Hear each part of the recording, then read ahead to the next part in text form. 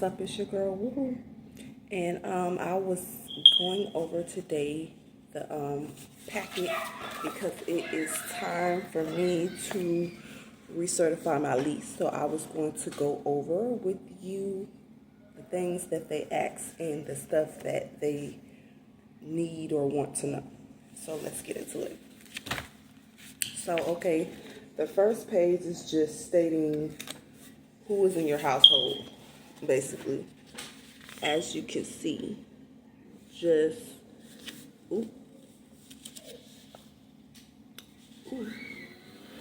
everybody that's in your household, their ages, who they are to you. Some of the choices are co-head, spouse, child, other adult, foster child, living aid. Okay, that's the first thing. And then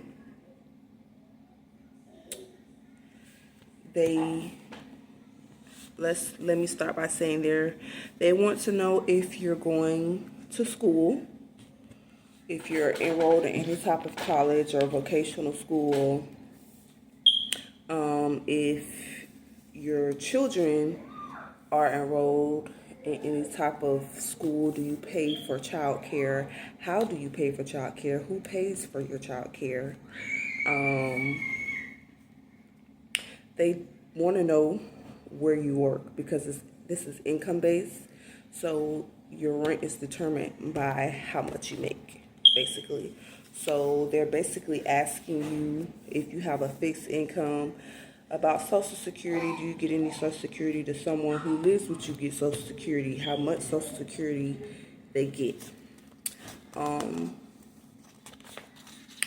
Moving on.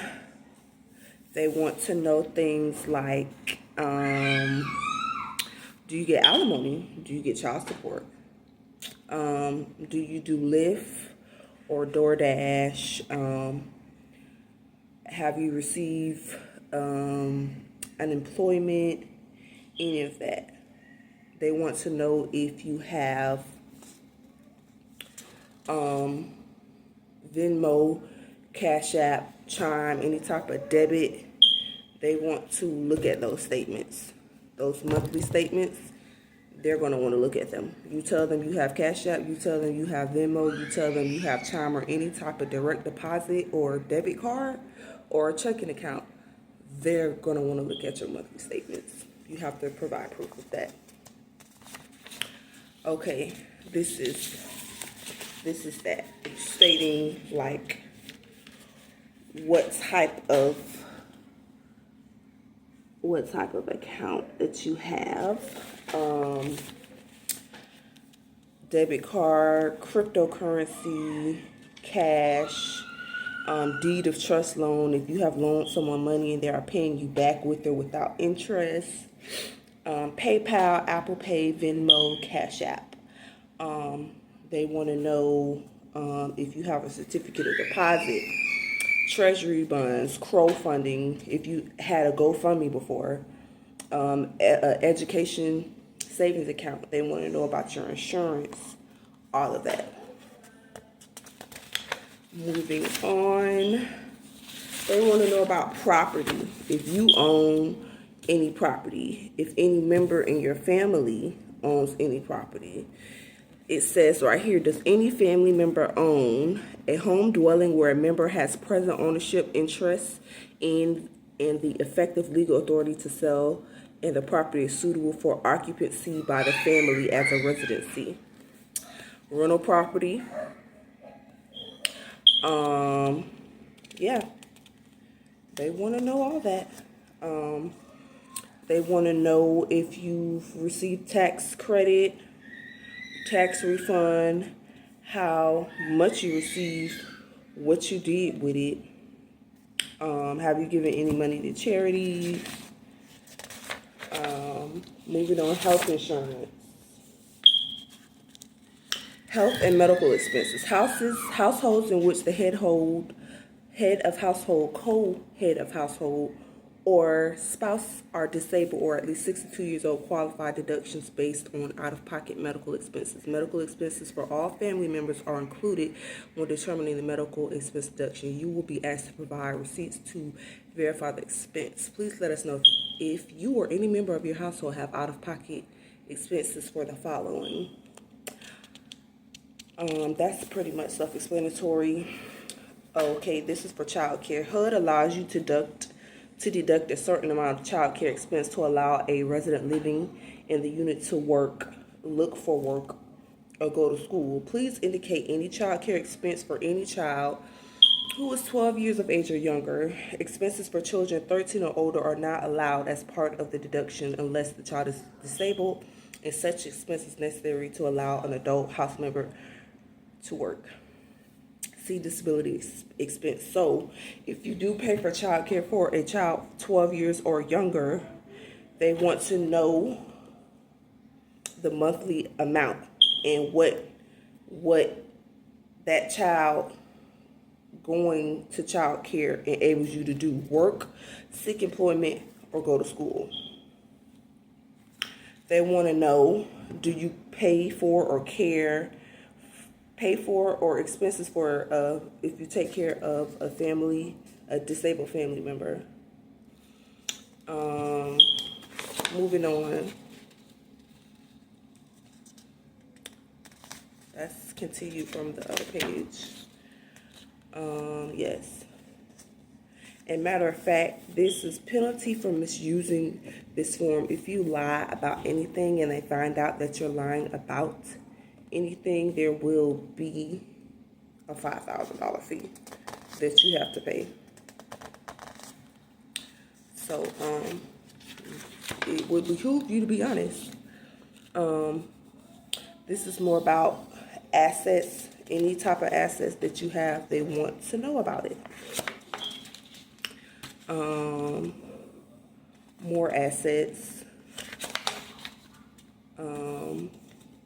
More assets. Student status affidavit. They want to know, are you a graduate or a professional student? Are you disabled? Are you at least 24 years of age? Are you a veteran of the U.S. military? Are you married? Do you have dependent children? And are you classified as a vulnerable youth? A vulnerable youth to them is an individual that is an orphan in foster care, ward of the court, or was an orphan in foster care or ward of the court at any time when the individual was 13 years old. The individual is or was immediately prior to attaining the age of majority an emancipated minor or in legal guardianship as determined by courts of competent jurisdiction in the individual's state of legal residence. Are you on any financial assistance? If you are in school, how are you paying for it? Who's paying for it? Moving on. They want to know, are you a registered sexual offender? Yes, they want to know. They want to know. Document package for applicants' tenant consent to the release of information. So this is a lot of, it would probably behoove you to read. I know a lot of people, I have before in previous times that I recertified, really didn't read this, but this time I kind of went over some things. And basically, it says, basically this is verification of information provided.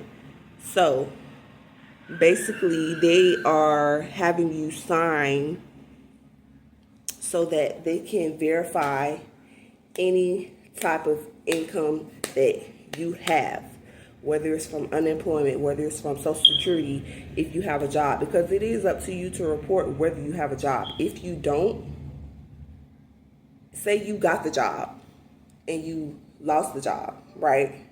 When it comes time to recertify and they run your name through the system, which there's a system on here, which I didn't know, but it's called the National Directory of New Hires database that stores wages, new hires, and unemployment compensations. So if you've had a job and whether you lost it, by the time it comes back around for you to recertify or renew your lease, they're gonna run your information through all these databases to make sure that you aren't lying about anything. They're going to run your information through the National Directory of New Hires, through the IRS, to make sure to see what you're receiving from the IRS. What else? Social Security. It's a lot of different databases that they run your name through to make sure what's your income looking like, how are you receiving money, where are you getting money from. So if you don't sign the consent form, you will be terminated and you can't live here. They will terminate your assistance. So moving on. It says, purpose. In signing this consent form, you are authorizing HUD, the above, OA, and the PHA to request income information from the government agencies listed on the form. HUD and the OA and the PHA need this information to verify your household income to ensure that you are eligible for assisted housing benefits and that these benefits are set at the correct level. HUD, the OAH, and the PH may participate in computer matching programs with these sources to verify your eligibility and level of benefits. This form also authorizes HUD, the OAH, and the PHA to seek wage, new hire, the unemployment claim information for current or former employers to verify the information obtained through the computer matching. Yeah. Moving on. Okay, this is the list of agencies that provide them with information to make sure that you're not lying about anything. These are the places, the databases that they run your information through to find out about your income. State Wage Information Collection Agency. This consent is limited to wages and unemployment compensation you have received during periods within the last 5 years when you have received assisted housing benefits. U.S. Social Security Administration. This consent is to limit to the wage and self-employment information from your current Form W-2, National Directory of New Hires, contained in the Department of Health and Human Services System of Records. This consent is limited to wages and unemployment compensation you have received during periods within the last 5 years when you have received assisted housing benefits. U.S. Internal Revenue Service, IRS. We all know what that is.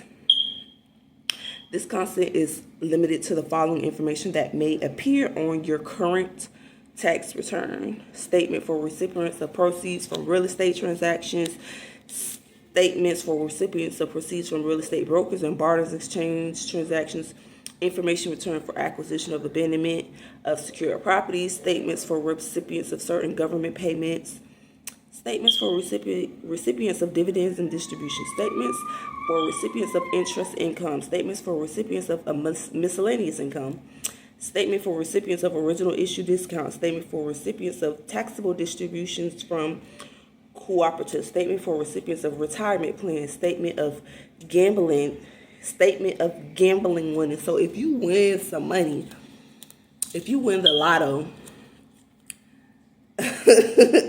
they want to know if you have retirement money, any type of money saved that is yours or anyone's on your lease. They want to know about it, and they will run your information to find out what you got and how much you got.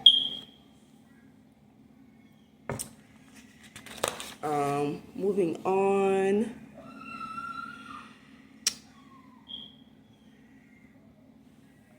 What is this? Applicant's tenant consent to. Yeah, so you have to sign. They give you all this information about the purpose, and your consent, and whether you choose to sign or don't sign for for them to verify all of your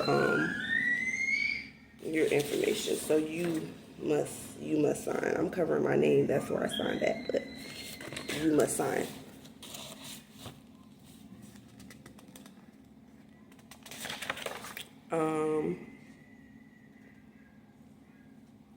Basically, so this is an acknowledgement of receipt of documents. They make you sign to say that they gave you all this stuff about the consent and everything. So you acknowledge that you received this stuff. Okay, this is emergency contact form. They do have a violence against women and justice department reauthorization act, and it's basically where it says the landlord may not consider incidents of domestic violence, dating violence, or stalking as serious or repeated violations of the lease or other good cause for termination of assistance, because certain situations, if you're fighting or if you're unruly, you can get put out. I'm just going to say it depends on who's in the office. We're going to talk about that part later, about the people in the office. But it's basically VAWA for short, where if you get into a physical altercation or like domestic violence, and you have to report it first. You have to report it. But because of this act, if you want to move, they cannot, by law, they cannot deny you from moving because you don't feel safe. Whether it's you don't feel safe or you don't want the person that, assaulted you to know where you live anymore, they can move you to a different location or a different apartment. By law, they cannot deny you that because of the VAWA Act. So yeah, this is what that is. VAWA. Moving on. Low income housing tax credit. This addendum is made part of the residential lease contract and is between the owner and the undersigned, collectively and individually residents. All capitalized terms used but not defined herein shall have the meaning set forth in the agreement. Where the terms and conditions of this addendum vary or conflict with the terms and conditions in the agreement, the terms and conditions of the addendum shall control.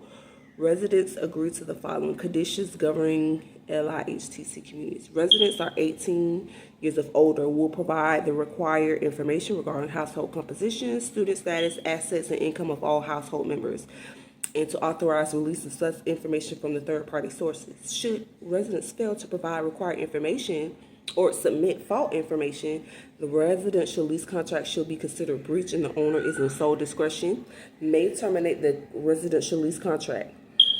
Information required is but is not limited to a completed tenant certification form, copies of the most recent federal income tax return filed by each member of the household as applicable, and annual income statements.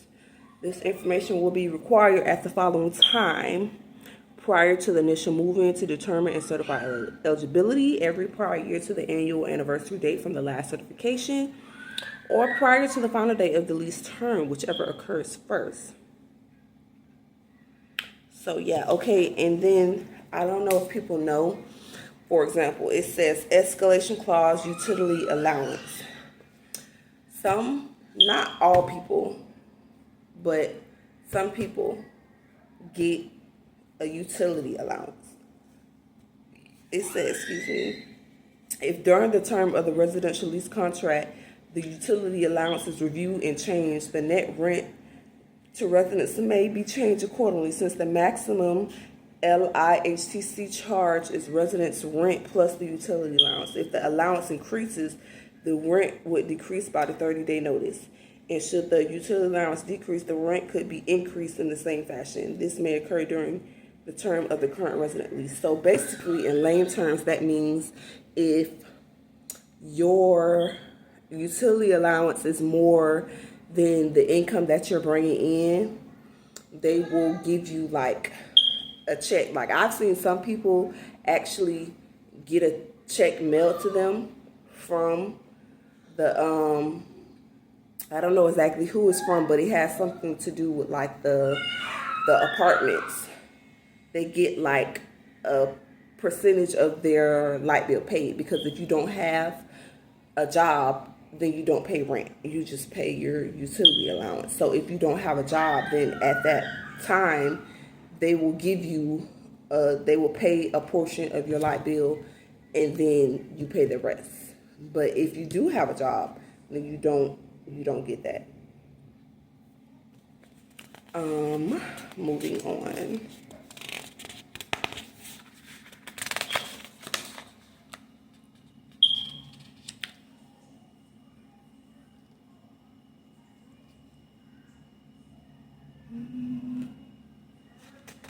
Moving on. Unemployed status affidavit. All adults who are unemployed should complete this form. It says, I am currently employed. I work on a seasonal basis depending on the time of year. I receive benefit income such as unemployment, disability, workers' compensation, and you have the right to say yes or no to those. It says, if my employment status changes between now and the moving or recertification date, I understand that I must inform the manager before moving into this apartment.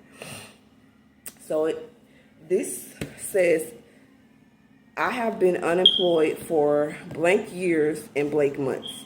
My last job paid blank per hour, and I worked blank hours per week. So then you have a section A, a section B, a section C. Section A says I, and then you put your name, state that I am currently unemployed and that I do not anticipate becoming employed within the next 12 months. Section B, I, you put your name, state that I am currently unemployed. I am not aware of a start date at the time. However, I anticipate becoming employed in the upcoming 12 months. Based on my prior employment history and educational training, I anticipate blank. You put how much you normally get paid from your past history of work from the anticipated employment over the next 12 months.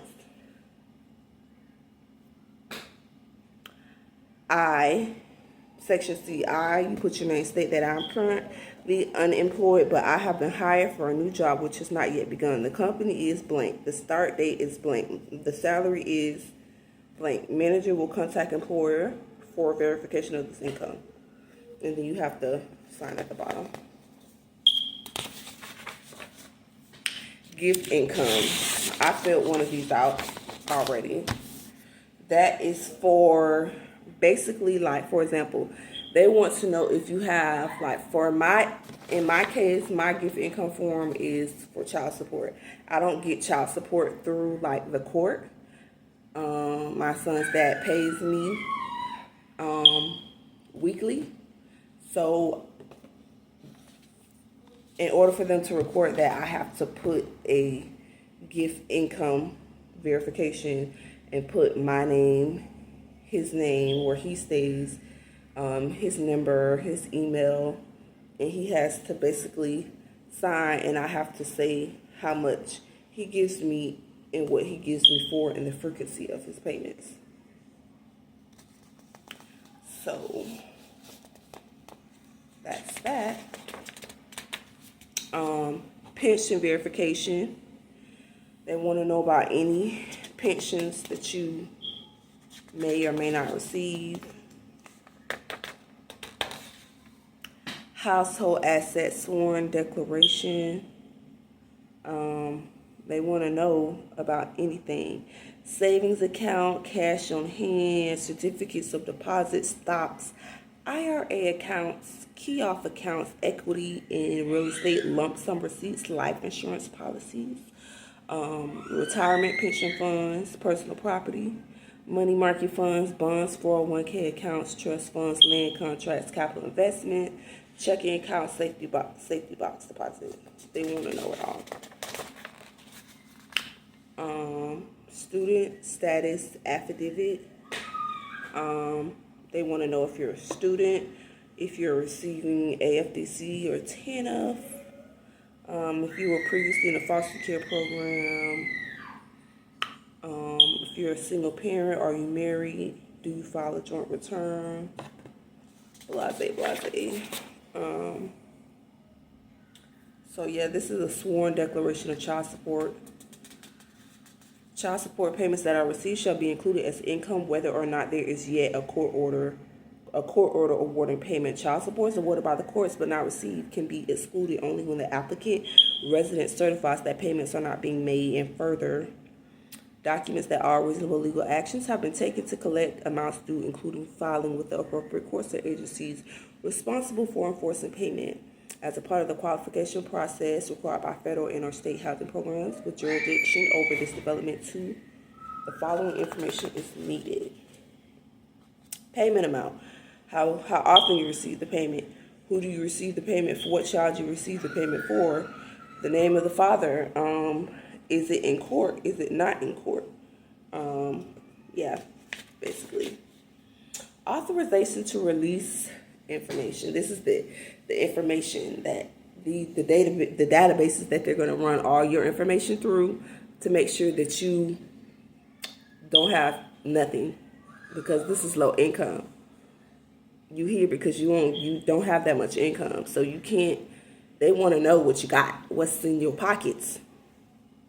Authorization to release information. As managing agents for this low income taxing credit project, federal regulations require we verify the program eligibility of all members of families applying for admission and verify this information periodically for residents.